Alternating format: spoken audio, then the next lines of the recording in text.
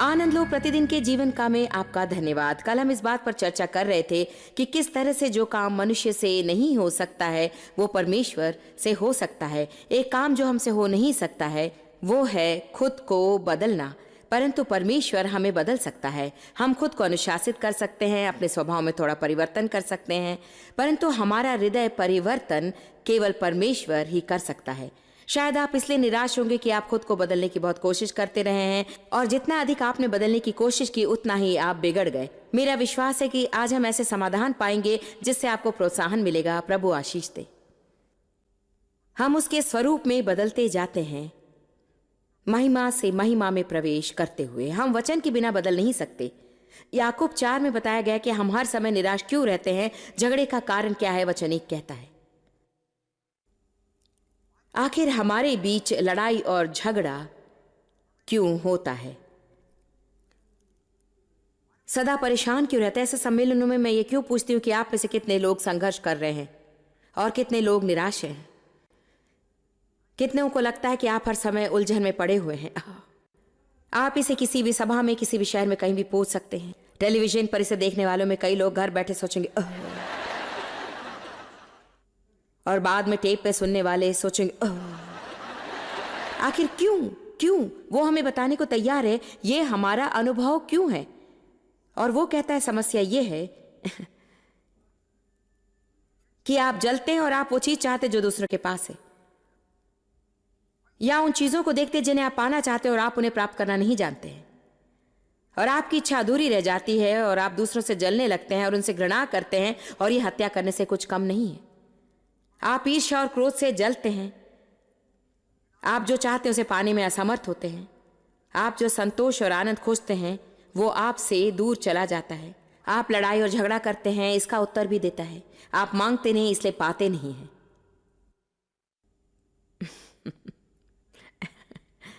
क्या आप जानते हैं कि हम कितनी चीजों से संघर्ष करते हैं।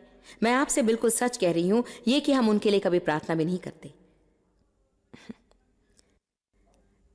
खैर चलो यूं ही प्रार्थना कर ले, बाकी सब कुछ हमने कर लिया है। हमेशा लोग ऐसा कहते हैं, प्रार्थना करने के अलावा और कुछ नहीं रह गया है। कितनी बड़ी मूर्खता है ना। पिछले 6 महीनों को हमने खुद को सताने में बिता दिया है, अब शायद हमें प्रार्थना करनी चाहिए। हमें अपने आप को प्रशिक्षित करने की जरूरत होती है हर चीज के लिए प्रार्थना करने के लिए, प्रार्थना करने के लिए, प्रार्थना करने के लिए, निरंतर प्रार्थना करने, दिन भर प्रार्थना करने। यदि कोई परिस्थिति उत्पन्न हो तो प्रार्थना करें, जरूरत पड़े प्रार्थना करें, कुछ पाना हो तो प्रार्थना करें, यदि जरा निराश महसूस करने लगते प्रार्थना करें, जरा उत्साह खो देते हैं तो प्रार्थना करें। आज आप चुप मत रहिए जब तक कि आप 3 दिन निराशा की खाई में पड़े रहें और फिर लोगों को आपको उठाना पड़ जाए। इन दुष्टात्माओं को दूर भगाने के लिए आपको किसी की जरूरत होती है। जिस क्षण आप खुद को डूबता हुआ महसूस करें, प्रार्थना कीजिए। आप कहिए नहीं शैतान, तुम मेरे साथ ऐसा नहीं कर सकते, मैं आगे कभी निराश और नीरस जीवन नहीं जीऊंगा, मुझे तुम पर अधिकार प्राप्त है।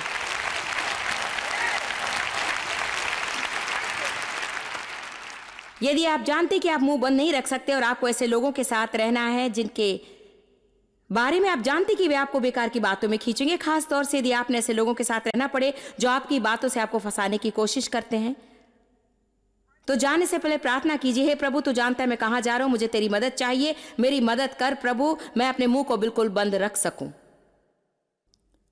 प्रार्थना करें, प्रार्थना करें, प्रार्थना करें, प्रार्थना करें, प्रार्थना करें। यदि हमें कुछ सीखने के लिए है तो वो यह है कि हमें क्या करना चाहिए और क्या नहीं करना चाहिए। हमें वही करना चाहिए जो प्रभु हमसे चाहता है और फिर हमें हाथ बांधकर दूसरी चीजों से दूर रहना चाहिए।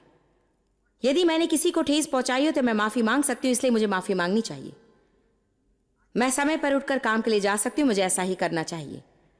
परंतु मैं बिना गलती के खुद को सिद्ध नहीं बना सकती, इसलिए मुझे यह काम प्रभु पर छोड़ देना चाहिए। मैं अपनी मनमर्जी से दूसरों से काम नहीं करा सकती, इसलिए मुझे वो काम परमेश्वर पर छोड़ देना चाहिए। मैं बारिश के दिन सूर्य को उगने तो नहीं दे सकती, इसलिए मुझे ये प्रभु पर छोड़ देना चाहिए। ये सीखे कि बिना चिंता किए अपने उत्तरदायित्वों को कैसे पूरा करें। जो कर सकते हैं और जो करना चाहिए सिर्फ उसी को करके बाकी की चिंता नहीं करें। मेरा विश्वास है कि जो कुछ हम कर सकते हैं यदि हम करें तो परमेश्वर बाकी सब देख लेगा, परंतु हमें जानना जरूरी है कि परमेश्वर का काम क्या है और हमारा क्या है। हमारा काम तो अधिकतर यही है विश्वास करना, प्रभु पर भरोसा रखना और अपने मुंह से परमेश्वर का वचन कहना। हर बार मैं वचन को मुंह से कहने के बारे में बोलती रहती हूँ और इसके बारे में मैं और भी कहूंगी, क्योंकि मैं आपको बता दूं, बाइबल कहती है कि यीशु के मुंह से दोधारी तलवार निकली। आपको वचन कहना जरूरी है। जिसके पास मेरा वचन है वो उसे विश्वास के साथ कहे। आपको अपना मुंह खोलकर शैतान को उल्टा जवाब देना चाहिए, और जब शैतान आपसे कहता है कि आप बुरे हैं, तब कहिए तू झूठा है, मसीह में मैं परमेश्वर की धार्मिकता हूं। जब शैतान कहता है तेरा भविष्य अंधकारमय है, आप कहिए तू नासमझ है, तेरा ही कोई भविष्य नहीं। क्या आप लोग इसे समझ रहे हैं? आपका उज्जवल भविष्य है, परंतु उसका नहीं। वो सनातन काल के जंजीरों से बंधा हुआ अग्नि सागर में पड़ा रहेगा, उसी का कोई भविष्य नहीं, और फिर भी वो सदा आपसे कहता है कि आपका कोई भविष्य नहीं। यदि आप अपना अभिषेक प्राप्त मुंह खोलकर जब तब शैतान को मुंह तोड़ जवाब देते रहेंगे, तो आपके जीवन में क्या कुछ होगा। वो आपसे चुप रहने को कहकर भाग जाएगा। आप वचनों को सीखते हैं इसलिए आप वचनों को कहिए। आप वचनों को सीखते हैं इसलिए वचनों को कहिए। वचन जानते हैं इसलिए वचन कहकर प्रार्थना कीजिए। आपका एक काम है, विश्वास करें, प्रार्थना करें, वचनों को कहें और प्रभु को कार्य करता देखें। यह मनुष्य से नहीं हो सकता, परमेश्वर से सब कुछ बिल्कुल मुमकिन है।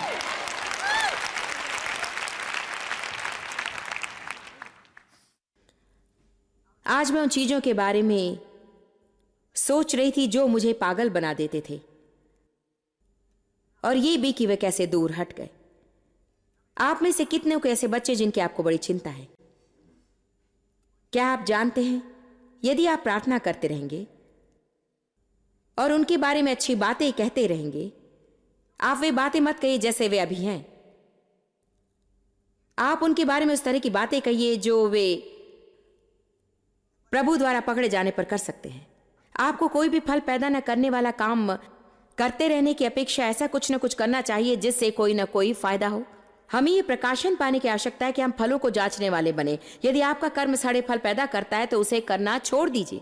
यदि आप कोई काम करते हैं और उसके फलस्वरूप आप निराश और परेशान होते हैं, तो फिर उसे मत कीजिए। प्रभु से कहिए, मैंने उसे करना छोड़ दिया है, मैं वही करूंगी जो एक विश्वासी को करना चाहिए, और मैं तुझे काम करता हुआ देखने वाली हूं। आप अकेले रहते समय अपने घर में यहाँ वहां चलते हुए कहिए कि मेरे बच्चे परमेश्वर की सेवा करते हैं, वे पूरे मन से परमेश्वर पर प्रेम रखते हैं, वे प्रार्थना करते हैं, प्रभु को खोजते हैं। मेरे बच्चे नया जन्म प्राप्त आत्मा से भरपूर विश्वासी से ही शादी करेंगे, वे आत्मा से भरपूर आत्मिक बच्चों को पैदा करेंगे, वे मनन करते हैं, उन्हें प्रार्थना करना पसंद है। मैं अपने बच्चों के लिए विरासत छोड़ जाऊंगी, मेरे बच्चे मुझ पर गर्व करेंगे। मेरे सभी बच्चे किसी न किसी ढंग, रूप या तरीके से परमेश्वर द्वारा प्रयोग किए जाएंगे। मेरे जीवन में एक दिन भी ऐसा नहीं, मुझे नहीं लगता कि मेरे जीवन में एक दिन भी ऐसा है जब मैंने अपने मुंह से यह न कहा हो। मेरे सभी बच्चे उनके जीवन में परमेश्वर के बुलावे को अवश्य पूरा करेंगे। चाहे कोई भी काम हो, परमेश्वर ने उन्हें जो भी काम सौंपा है वे उसे अवश्य ही पूरा करेंगे। मैं वही बता रही हूं जो मैं करती हूं, और मैंने इसे अपने जीवन में सफल होता देखा है। परमेश्वर का वचन प्रभावशाली है। जब भी आप वचन कहते हैं उसमें एक अंतर्निहित शक्ति रहती है, और जब आप उसे पूरे विश्वास के साथ कहते हैं, वो शैतान को फिर से उस बिल के अंदर भगा देता है जिससे वो बाहर निकला। यदि पृथ्वी पर कोई दो एक मत होवे, आप शैतान के साथ एक मत हो सकते हैं या फिर पवित्र आत्मा के साथ। आमीन। पवित्र आत्मा इस पृथ्वी पर है, शैतान भी इस पृथ्वी पर है। हाँ, ये दो लोगों का आपस में एक मत होने के बारे में कहा गया है, परंतु हम विषय से हटकर कुछ नहीं कह रहे। क्या आप जानते कि हम कितनी बार शैतान से एक मत होते हैं?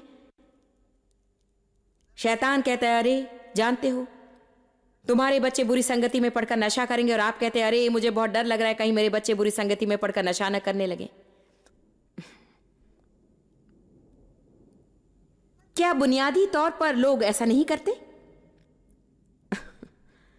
आपको कहना चाहिए, नहीं, मेरे बच्चे नशा नहीं करेंगे और न ही बुरी संगति से मिलेंगे,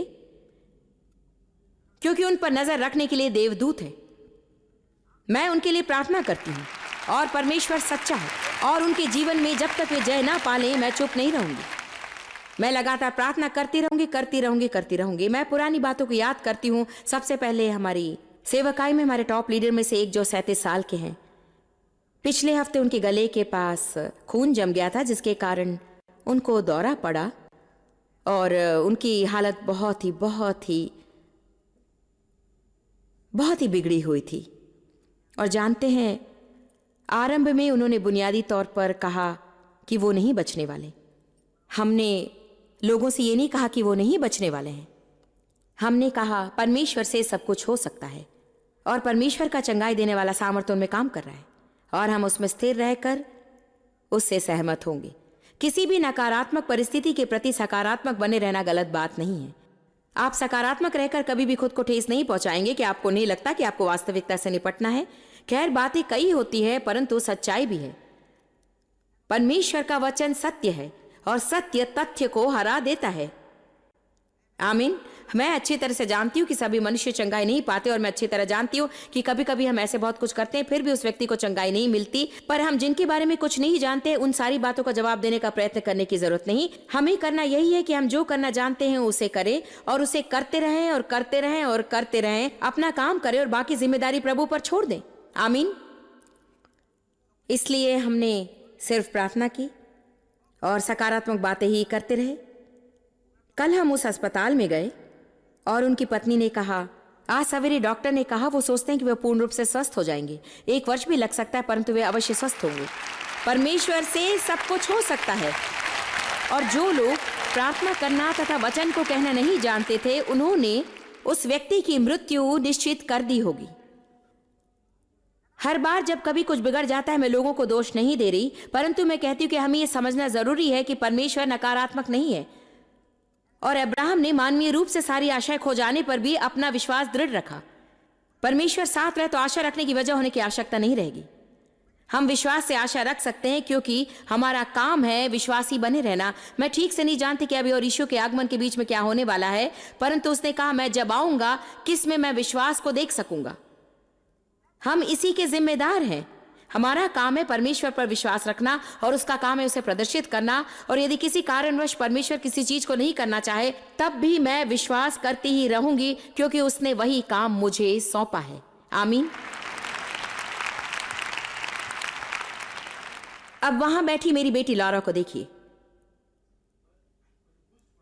जब लॉरा बड़ी हो रही थी वो इतनी अव्यवस्थित बच्ची थी कि आपने उस जैसे बच्चे को कहीं नहीं देखा होगा। उसके बिस्तर के नीचे कपड़े, यहां वहां कपड़े और अलमारी में 1-2 ही दिखते थे। और मैं तो साफ सुथरी रानी थी। हमारे बीच बहस और लड़ाई होती। मैं उस पर क्रोध से चिल्लाती। मैं उसके कमरे में जाकर उससे कहती कि इसे साफ करो और वो कहती कि यहाँ क्या गंदगी है।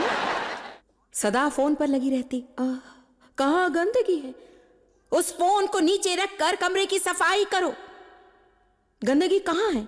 अपना रिपोर्ट कार्ड लाती, D ग्रेड ही रहता था। क्या तुम्हें कभी F ग्रेड मिला है? यूं ही पास हो जाती हो। F नहीं, केवल D और C ही। स्कूल से उसे नफरत थी। वो यही चाहती थी कि शादी करके बच्चे पैदा करे। सफाई के विषय में वो मेरी डांट से इतनी तंग आ चुकी थी कि उसकी शादी हो जाने के बाद मैं आपसे सच कह रही हूं कि 6 महीने तक वो मुझसे मिलने नहीं आई। 6 महीने वो चर्च नहीं गई। 6 महीने उसने घर की सफाई नहीं की। वो झूठे बर्तनों को तब तक पड़े रहने देती जब तक कि उनमें कीड़े ना पड़ जाएं। और चांदी के बर्तनों में जंग लगने तक वो उन्हें पड़े रहने देती थी। एक दिन मैं उसके साथ बाहर गई, तब हमें बाथरूम जाना था। हम उसके घर के निकट ही थे और मैंने कहा कि चलो हम जल्दी से तुम्हारे घर के बाथरूम में जाएंगे। उसने कहा नहीं, आप नहीं आएंगे। मैंने कहा लॉरा, मुझे बाथरूम जाना बहुत जरूरी है। माँ, आप मेरे घर के अंदर नहीं आ सकती। मैं तेजी से गाड़ी चलाकर आपको आपके घर पहुंचा दूंगी, पर आप मेरे घर मत आइए। पर क्या आप जानती, 6 महीने बाद उसे चारों ओर देखकर सोचा कि मैं इस गंदगी में जीना नहीं चाहती हूं। चूंकि सारी जिम्मेदारी मुझ पर है, यदि मुझे इस गंदगी में नहीं रहना है तो मुझे सफाई करनी पड़ेगी। और यदि मुझे प्रभु के साथ अच्छा संबंध रखना हो तो मुझे चर्च जाना है। और सोचा करती मुझे ये करना है और वो करना है। जानते सबसे मजे की बात क्या है? वो लड़की जो मुझे पागल बना देती थी, अर्थात आप शरीर के कामों में पड़ने की बात कहते, अरे मैं उसे बदलने वाली थी। मेरा भाषण यही था, यदि तुम सोचती हो कि तुम मेरे घर में रहने वाली हो सुना हुआ लगता है ना? यदि तुम्हें लगता है कि तुम इस तरह से मेरे घर में रहोगी तो कोई और ही विचार है। उसके बाद मैं डेव के पास जाकर कहती, डेव, उसे कुछ तो करने को कहिए, उससे कुछ तो करवाइए। मेरी ओर देखिए, उससे कोई भी फायदा नहीं हुआ। कुछ नहीं होता। मेरी चीख चिल्लाहट को सुनकर वो अपने कमरे की सफाई करेगी और 2 हफ्ते बाद फिर से वही हाल होगा। यहाँ एक समस्या है, कोई भी किसी दूसरे के अंदर घुसकर उनके हृदय को बदल नहीं सकता। हम नियम बना सकते हैं और उन्हें उनका पालन करने पर मजबूर कर सकते हैं, परंतु जानते हैं मैंने क्या नहीं किया? मैंने उसके बदलने के लिए प्रार्थना नहीं की। मैंने कभी प्रार्थना नहीं की, मैंने उसे बदलने का प्रयत्न किया। क्या आप लोग सभी होश में हैं? मैंने इसके परिवर्तन के लिए प्रार्थना नहीं की, मैंने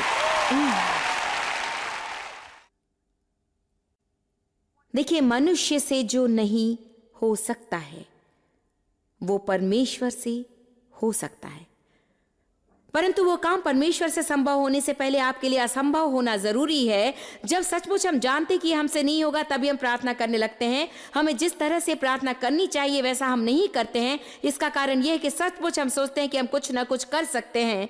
जब तक हम ये प्रकाशन नहीं पा लेते कि इसके लिए हम कुछ नहीं कर सकते, हम आगे से खुद को परेशान करना छोड़कर विश्वासियों को जो करना चाहिए वो नहीं करेंगे। हमें वचन को सीखना चाहिए, वचन को कहकर प्रार्थना करनी चाहिए, वचन पर विश्वास रखना चाहिए और परमेश्वर को कार्य करने देना चाहिए। जब तक हम ये ना सीख ले, हम हमेशा बस निराश निराश निराश निराश ही रहेंगे। क्या आप एक मजेदार बात जानना चाहेंगे? आप लोग हंसी के लिए तैयार हैं?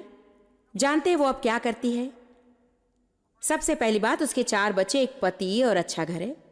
उसका काम है मेरे साथ यात्रा करना और मेरा ख्याल रखना। वो मेरे जीवन को सुव्यवस्थित रखती है ना ये व्यंग की बात? यानी क्या परमेश्वर भी मजाक करता है? क्या उसे भी मजाक करना पसंद है? जब वो 15 साल की थी तब यदि किसी ने मुझसे कहा होता कि किसी दिन वो मेरे जीवन को सुगठित करने में सहायक रहेगी तो मैं शायद हंस कर लोटपोट हो गई होती। और दूसरा है हमारा छोटा बेटा, उसका नाम है डैनी। उसका पालन पोषण करते समय मुझे लगता था कि वो मुझे पागल बनाकर ही छोड़ेगा, क्योंकि उसे स्कूल जाना बिल्कुल ही पसंद नहीं था। मौज मस्ती में दिलचस्पी रखता था और अजीब व्यक्ति वाला था।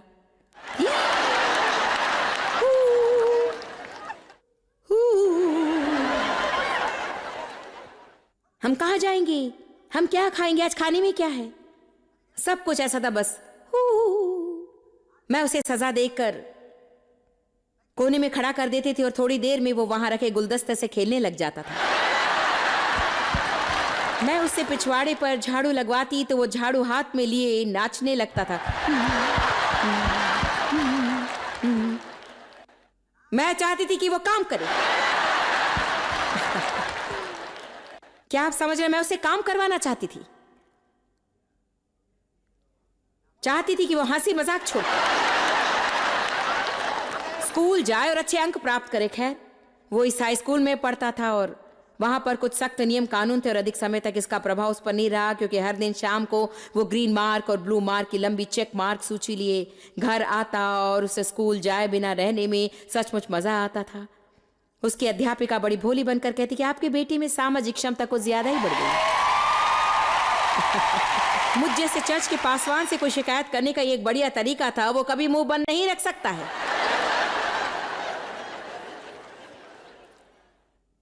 इसलिए मैंने उसे पब्लिक स्कूल में डाला और तब भी कोई फायदा नहीं हुआ। फिर से ईसाई स्कूल, फिर से पब्लिक स्कूल, कोई फायदा नहीं हुआ और अंत में मैंने हार मानकर एक ट्यूटर को रखा जो दिन भर उस पर निगरानी रखा करती थी। और अंततः हाँ, वो 12वीं कक्षा तक पहुंच गया। मैंने कहा प्लीज तुम कॉलेज मत जाना। तू कुछ भी कर ले पर कॉलेज मत जाना प्लीज। ओ, जब वो स्कूल से बाहर निकला तो मुझे बेहद खुशी हुई, परंतु उसके बाद मैं हर समय सोचती रही कि वो अपने जीवन में आगे क्या करेगा। आखिर वो क्या करेगा? शायद मुझे जीवन भर उसका सहारा बने रहना होगा।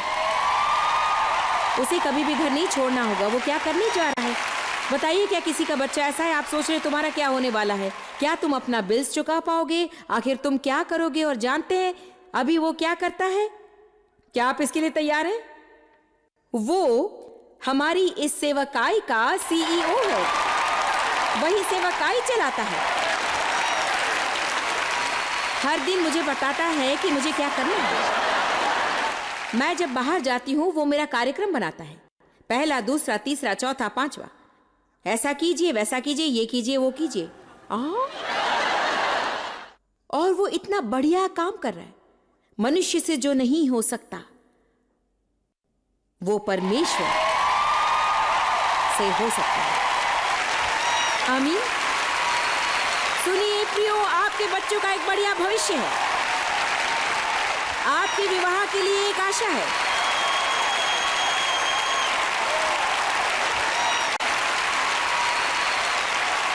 और मेरा बड़ा बेटा ऐसा था कि हम एक ही कमरे के अंदर 5 मिनट के लिए एक साथ नहीं रह सकते। न जाने ऐसी क्या बुराई थी, और कई वर्ष बाद अंत में मैं जान गई कि वो मेरी तरह था, इसलिए मुझे वो पसंद नहीं था। अब ये मत कहिए कि आप अपने सभी बच्चों को चाहते हैं। आप उन पर प्रेम रखते होंगे, परंतु इसके ये अर्थ नहीं कि आप उन्हें चाहते हैं। Come on.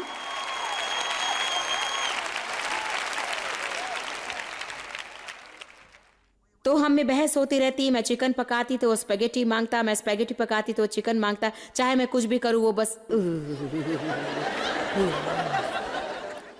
आज वो हमारे संपूर्ण वर्ल्ड मिशन का तथा हमारे 8 विदेशी दफ्तरों का मुख्य प्रबंधक है। संसार भर के हमारे कार्यक्रम का वही जिम्मेदार है, और परमेश्वर प्रभावशाली रीति से उसका प्रयोग कर रहा है। और मैं तो मैं भी बदल गई हूं। मैं भी अभी अच्छी बन गई हूं। इसीलिए प्रेम में चलिए। मैंने आज्ञाकारी होना सीख लिया है। मैं एक आज्ञाकारी पत्नी हूं।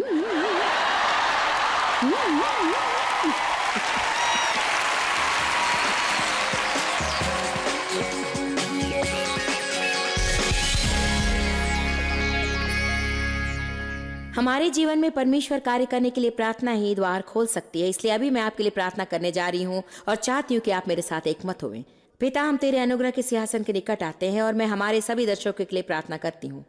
मैं नहीं जानती कि उनके जीवन में क्या हो रहा है प्रभु, पर तू जानता है।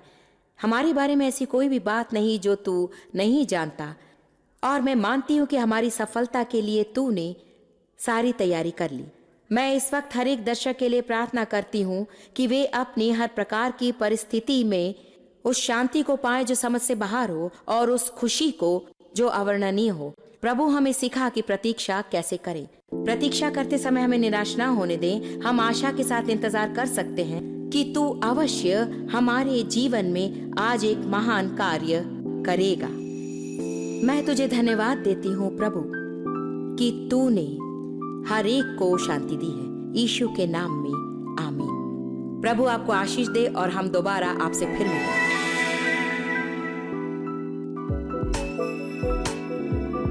आप जितना जानते हैं उससे भी अधिक आप हमारे लिए जॉइस मेयर मिनिस्ट्रीज एशिया में महत्वपूर्ण है। हम आपकी सराहना करते हैं। आप सौभाग्यों का धन्यवाद देते हैं कि इस संसार भर की सेवकाई को आप सफल कर रहे हैं। एक साथ हम भूखों को भोजन, गरीबों को कपड़े दे रहे हैं और पूरे संसार में सुसमाचार प्रचार कर रहे हैं। हमसे आज ही संपर्क करें या लॉग करें jmmedia.org।